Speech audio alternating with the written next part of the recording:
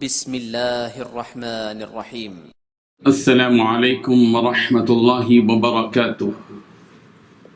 إن الحمد لله نحمده ونستعينه ونستغفره ونستهديه والصلاة والسلام على سيدنا محمد بآله وصحبه أجمعين أما بعد.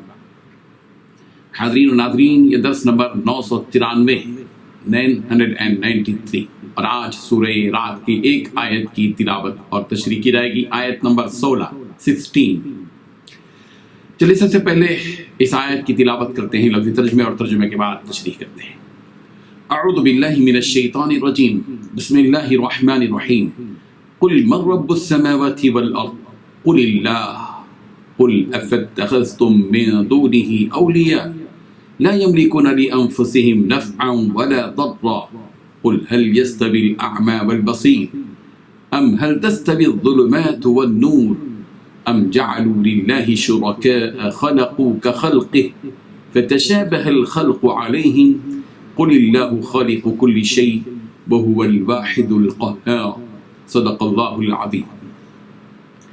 لفظی ترجمہ یوں ہے، قل کہہ دیجئے، من کون ہے، رب السماوات آسمانوں کا رب، والارض اور زمین کا، قل اللہ کہہ دیجئے کہ اللہ، قل افتخذتم کہیے کیا پھر تم نے پکڑے ہیں، من دونہ سوائے اس اللہ کے اولیاء ایسے حمایتی، لا یملکون کہ وہ اختیار نہیں رکھتے لانفسہم اپنے نفسوں کے لیے بھی، نفعا ولا ضرا نہ نفع کا نہ نقصان کا. قل کہہ دیجئے، هل یستوی کیا برابر ہوتا ہے، الاعمی والبصیر اندھا اور دیکھنے والا، ام یا هل تستوی کیا برابر ہوتے ہیں، الظلمات والنور اندھیرے اور روشنی، ام جعلوا کیا انہوں نے بنائے ہیں للہ اللہ کے لیے شرکا ایسے شریک، خلقوا کہ انہوں نے پیدا کیا کا خلقی اس اللہ کے پیدا کرنے کے معنی، فتشابہ لہذا متشابہ مشتبہ ہو گئی الخلق پیدائش علیہم ان پر.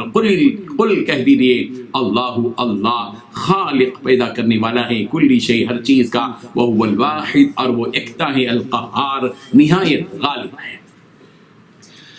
ترجمہ یوں ہے، ان سے پوچھو کہ آسمان اور زمین کا رب کون ہے، تم ہی ان کی طرف سے کہہ دو کہ اللہ. پھر ان سے کہو کہ تم نے اللہ کو چھوڑ کر ایسے لوگوں کو کیوں کارساز بنایا ہے جو خود اپنے نفع و نقصان کا بھی کچھ اختیار نہیں رکھتے. یہ بھی پوچھو کیا اندھا اور آنکھوں والا برابر ہے، یا اندھیرا اور اجالا برابر ہو سکتا ہے؟ بھلا ان لوگوں نے جن کو اللہ کا شریک مقرر کیا ہے، کیا انہوں نے اللہ کسی مخلوقات پیدا کی ہیں جس کے سبب ان کو مخلوقات مشتبہ ہو گئی ہیں؟ کہہ دو کہ اللہ ہی ہر چیز کا پیدا کرنے والا ہے اور وہ یکتا اور زبردست ہے.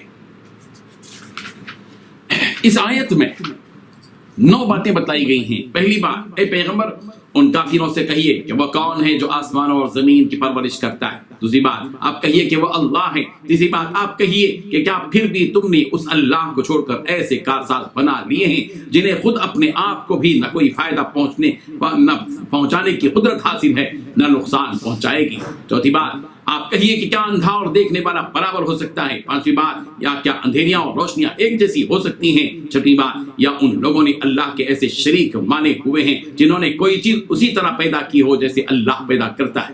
ساتویں بات، اور اس وجہ سے ان کو دونوں کی تخلیق ایک جیسی معلوم ہو رہی ہو. آٹھویں بات، اگر کوئی اس غلط فہمی میں مبتلا ہے تو اس سے کہہ دیجیے کہ صرف اللہ ہر چیز کا خالق ہے. نویں بات، اور وہ تنہا ہے، ایسا ہے کہ اس کا اقتدار سب پر حاوی ہے. بزرگان محترم، پچھلی آیتوں میں اس حقیقت کو بتلایا گیا کہ آسمان و زمین میں جتنی چیزیں ہیں سب اسی ایک اللہ کا سجدہ کرتی ہیں اور اسی کے سامنے سب اپنا سر جھکاتی ہیں اور اس کی قدرت اور عظمت کے سامنے اپنی پیشانی جھکا دیتی ہیں. تو اب اللہ تبارک و تعالیٰ ان بتوں کی حقیقت بیان کرتے ہوئے اپنی وحدانیت کو ثابت کر رہے ہیں اور کہہ رہے ہیں کہ پیغمبر آپ ان مشرکوں سے پوچھئے کہ آسمان و زمین کا خالق اور رب کون ہے. پیغمبر اس سوال کے بعد آپ خود ہی وہ درست جواب دیجئے جس جواب کے سوا اور کوئی جواب ان کے پاس نہیں ہے. اس لیے کہ مشرکین اس بات کا اقرار کرتے ہیں کہ اللہ ہی آسمان و زمین کا خالق ہے، جیسا کہ سورہ لقمان کی آیت نمبر 25 میں یوں کہا گیا، وَلَئِن سَأَلْتَهُم مَّنْ خَلَقَ السَّمَاوَاتِ وَالْأَرْضَ لَيَقُولُنَّ اللَّهُ.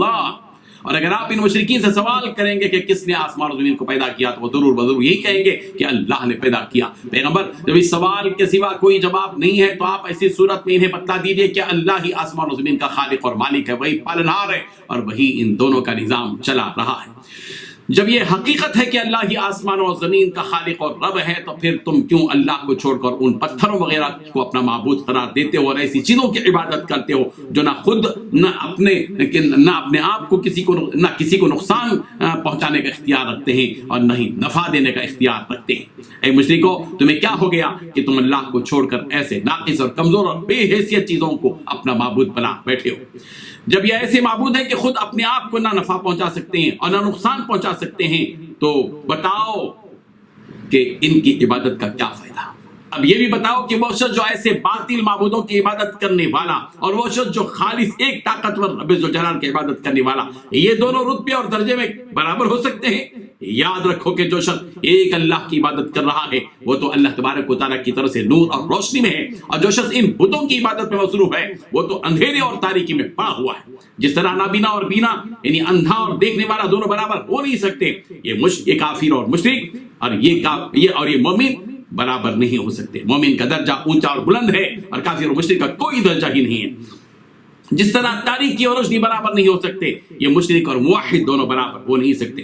جن لوگوں نے اللہ کے ساتھ ان باطل معبودوں کو شریک قرار دیا ہے، سوال یہ ہے کہ کیا ان باطل معبودوں میں سے کسی معبود نے کوئی چیز پیدا کی ہے؟ اللہ تبارک و تعالیٰ نے تو اپنی قدرت و طاقت سے اور اپنے فضل و احسان سے آسمان اور زمین کو پیدا کیا، سورج اور چاند کو پیدا کیا، سمندر اور پہاڑوں کو پیدا کیا، ستاروں اور سیاروں کو پیدا کیا، بجلی، کڑک، بادل، بارش، دن رات سب کو پیدا کیا۔ اور یہ بتاؤ کہ ان باطل معبودوں نے دنیا کی کوئی چیز اپنی طاقت سے پیدا کی ہے؟ حقیقت یہ ہے کہ ان بتوں کو خود ان کی عبادت کرنے والوں نے اپنے ہاتھوں سے تراشا ہے، ان کو ایک خاص شکل دے کر جس جگہ وہ ہیں وہیں ان کو بٹھا دیا ہے۔ ان باطل معبودوں کے پاس کسی بھی قسم کی کوئی طاقت اور قوت نہیں ہے اور نہ ہی کسی بھی قسم کی کوئی صلاحیت۔ رسول رحمت صلی اللہ علیہ وسلم سے کہا جا رہا ہے، کیا فرما دیے کہ اللہ یہ جو ہر چیز کا پیدا کرنے والا ہے وہ اکیلا ہے، تنہا ہے، غالب ہے، طاقتور ہے۔